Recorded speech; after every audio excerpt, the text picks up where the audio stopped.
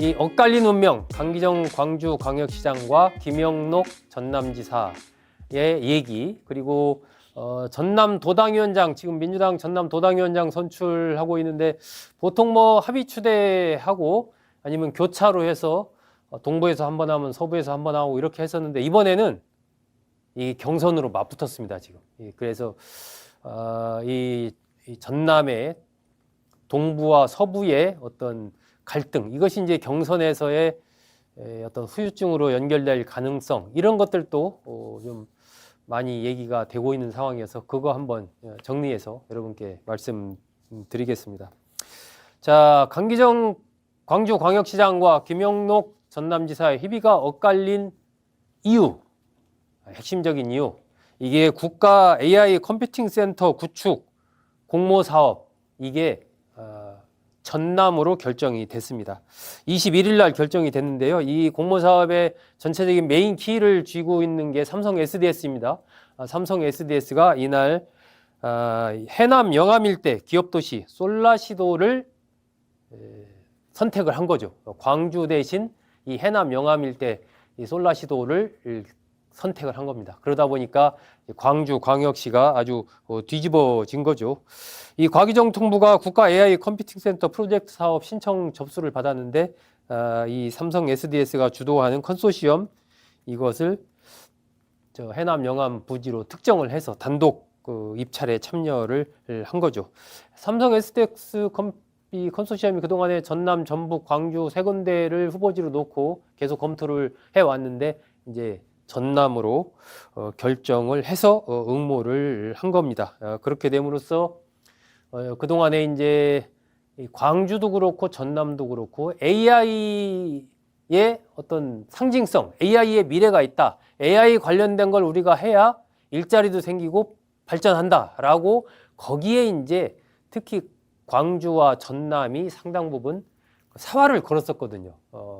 그 지난 대선 전후로 해가지고 굉장히 이렇게 이제 여기에 대해서 많은 얘기들을 했고 그 도민이나 시민들이 기대를 갖고 있었던 거죠.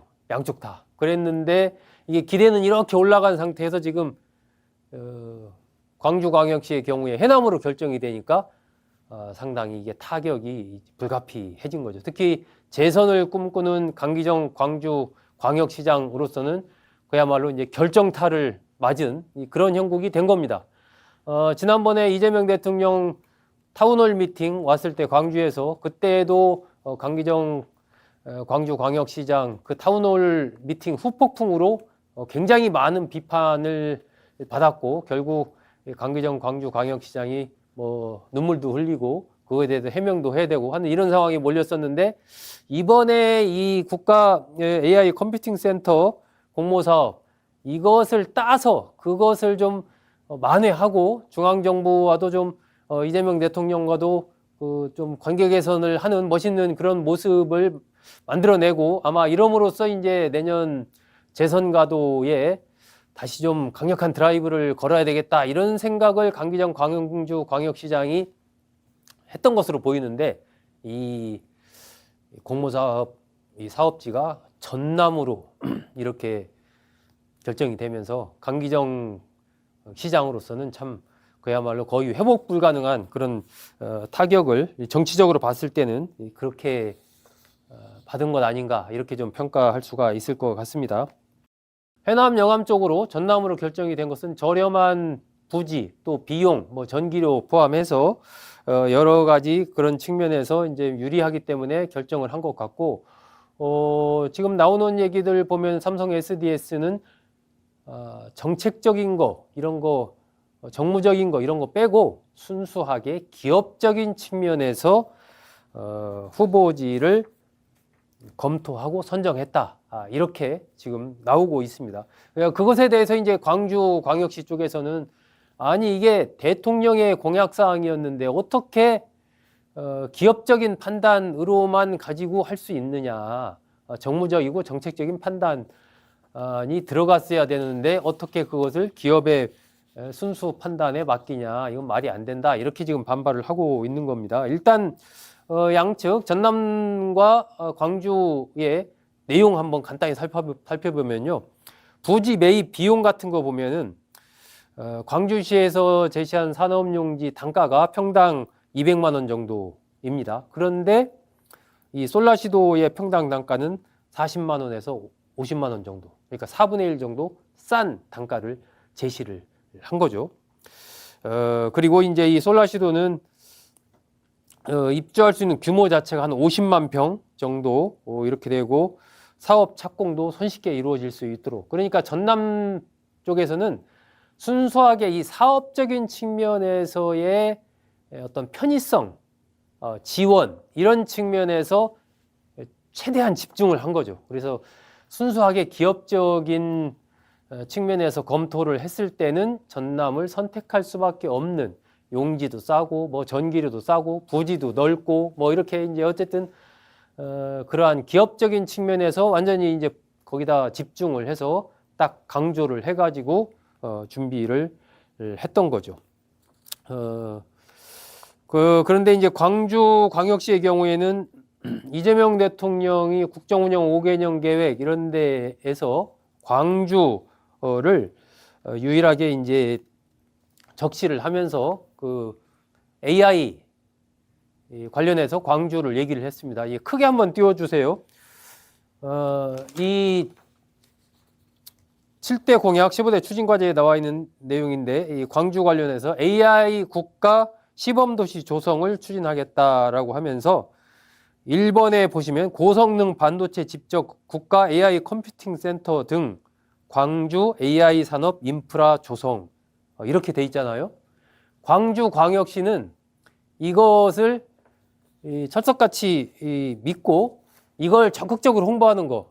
이제 이 AI 컴퓨팅 센터는 광주로 하겠다라고 이미 대통령 공약사항에 들어가 있다라는 것을 널리 알리고 이제 이걸로 이제 밀고 가는 쪽으로, 물론 뭐 기업으로서의 입지 조건 이런 것들도 생각을 했지만 아까 제가 말씀드린 대로 그 평당 단가만 해도 전남과 비교했을 때 4분의 1, 4배가 더 높단 말입니다. 비용으로 본다면. 그러니까 그런 측면 보다도 저런 이제 대통령 공약사항이다. 광주로 오는 것은 이런 정책적인 측면, 이런 쪽으로 언론 홍보라든지 이런 것들에 상당히 이제 신경을 쓰면서 밀어붙였죠. 그러니까 전남에서의 전략과 광주광역시의 이 전략, 이것이 상당히 달랐던 거죠.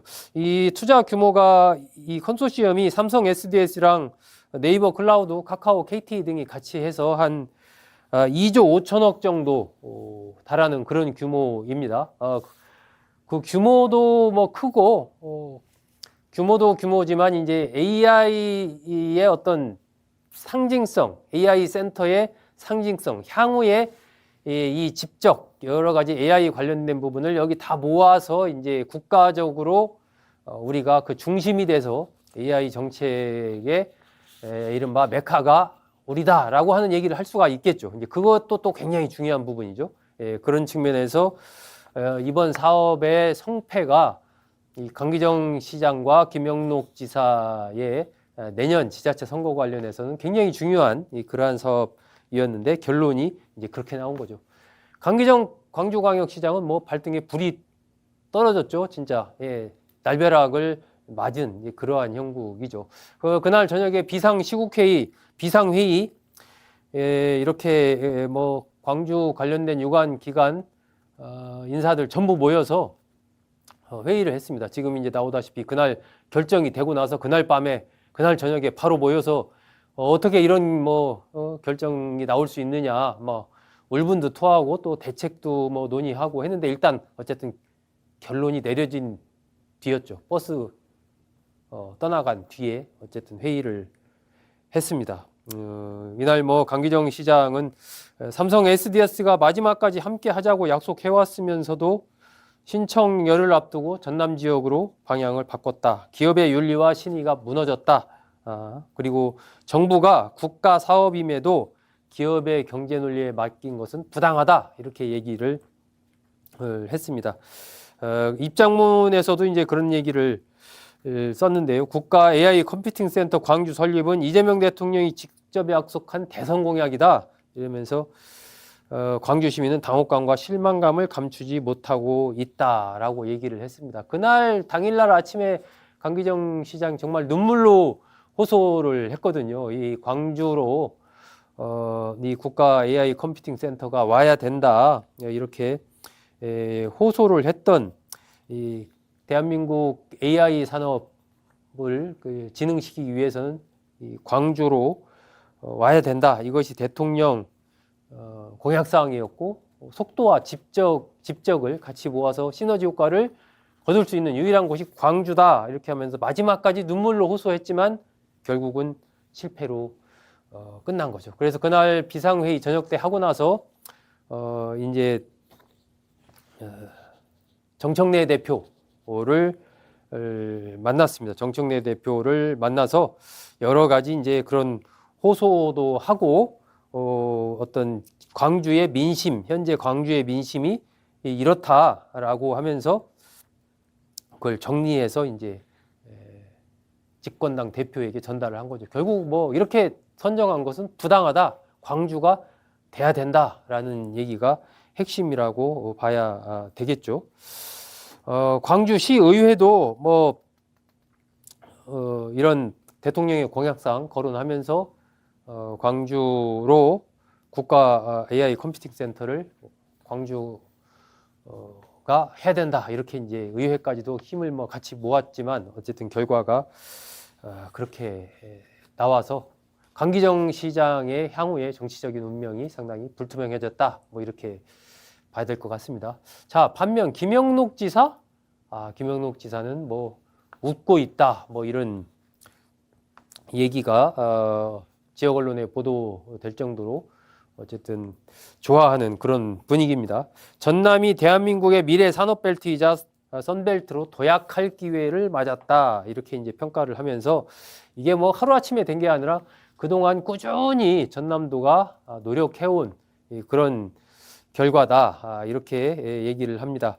재생에너지 수도로 전남을 만들기 위해서 해상풍력, 데이터 센터, 또 아리백 산단 조성 이런 기반을 계속 다져왔다.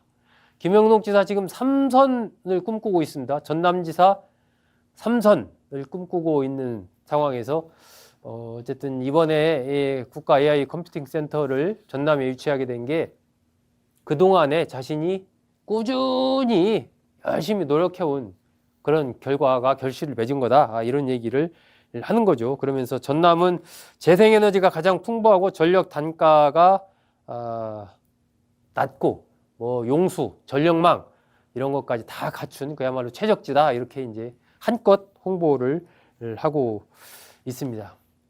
김영록 지사 그래서 기업 요구에 신속히 대응하고 미래 기반을 다져나가는데 노력하겠다. 이제는 전남도가 미래의 첨단 산업, 디지털 무역의 중심지로 거듭날 것이다 라고 어떤 자신의 비전을 한껏 이렇게 지금 내세우고 있습니다. 삼선 가도에서 이제 도민들한테 홍보할 수 있는, 얘기할 수 있는 확실한 하나의 무기를 또 이제 김영록 지사가 갖게 된 것 아닌가 하는 그런 생각이 듭니다.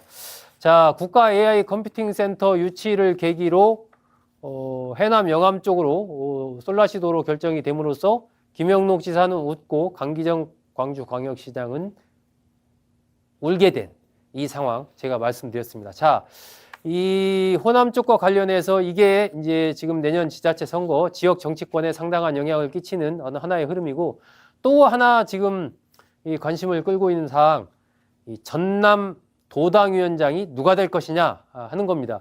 이게 이제 주철현 의원이 전남 도당위원장을 맡고 있었거든요. 여수가 이 지역구인데 이제 전남지사에 출마하겠다라고 해서 도당위원장을 사퇴했습니다. 그래서 도당위원장을 이제 새로 선임을 해야 되는데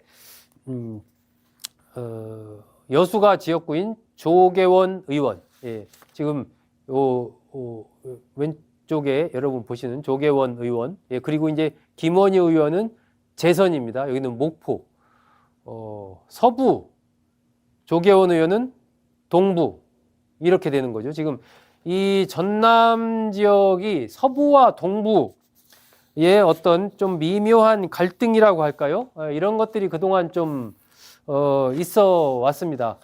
인구나 경제 이런 것은 이제 동부 쪽이 좀 더 중심이 되고, 하지만 도청이나 이런 건 또 서부에 있고, 또 그동안에 계속해서 그 도지사는 이 서부 쪽에서 많이 나왔거든요. 그러다 보니까 이제 동부 쪽에서는 아니 이제 도지사도 동부에서 우리가 뭐 경제 인구도 많고 한데 동부에서 해야 되는 것 아니냐 뭐 이런 얘기를 하는 거고, 서부에서는 전통적으로 어쨌든 이 호남의 이 전남의 중심은 서부이지 않느냐, 서부가 해야 된다 뭐 이런 그런 얘기들이 많았죠. 동부에는 초선 의원들이 좀 많고 서부에는 좀 다선 의원들이 많고 뭐 이런 것도 좀 다른 점이라고 볼 수 있죠. 상대적으로 이제 동부 쪽에 어떤 박탈감 같은 거 이런 게 좀 크다 이렇게 볼 수 있습니다. 이 상황에서 어쨌든 이 조계원 의원과 김원희 의원 이 각각 전남 도당위원장 출마하겠다라고 해서 지금 맞붙고 있는 겁니다. 11월 2일 날 열리는 거기에서 이제 발표가 되는데, 이게 권리당원 90%, 대의원 10% 투표로, 휴대전화 등으로 투표로 이루어집니다. 11월 2일 날. 그때까지 이제 동부냐 서부냐 이제 뭐 치열하게 펼쳐지는 거죠. 그래서 조계원 의원은 어쨌든 도당위원장은 이제 주철현 의원이 맡다가 지금 전남지사 출마하겠다고 사퇴를 했기 때문에 잔여 임기 그걸 해야 된다라고 얘기를 하면서, 그러면 뭐 내년 한 8월 정도 그렇게 좀 되겠죠. 그래서 그 전당대회 이루어지고 나면 그때는 후임한테 넘기겠다 이렇게 좀 얘기를 하고 있습니다. 조계원 의원은 이재명 대통령이 경기도지사로 있을 때 정책수석을 지냈고요. 이재명 대통령의 어떤 브레인, 또 기본소득 국민운동 뭐 대표도 맡고, 이렇게 이재명 대통령과 좀 가까운 그러한 인물로 알려져 있습니다. 김원희 재선의 김원희 의원은 이제 목포가 지역구입니다. 과거에 박원순 전 서울시장 시절에 보좌를 하고 그랬었죠. 전남은 경제 위기에 민생 위기가 더해져서 철강 산업 등등 주력 산업이 하락을 면치 못하고 있다. 이런 것을 잘 해결해 나갈 일꾼이 필요하다라고 하면서 김원희 의원도 출마 선언을 했습니다. 어쨌든 내년 8월까지가 임기인데, 중요한 것은 이제 전남지사 6.3 지방선거, 전남지사를 포함한 6.3 지방선거 공천 이런 부분에 이제 도당위원장이 영향을 미칠 수 있기 때문에 상당히 이제 좀 파워가 실리는 거죠. 그래서 지금 경선을 하고 있는 겁니다. 그동안에는 동부와 서부 지역 의원들이 돌아가면서 이렇게 좀 도당위원장을 맡았는데, 이런 이제 관례가 깨지면서 이제 경선을 하는 그런 상황이 됐기 때문에, 이것이 이러다가 이게 동서 갈등 또 경선 후유증 이런 것으로 좀 비화하는 것 아니냐 이런 얘기들도 지금 나오고 있습니다.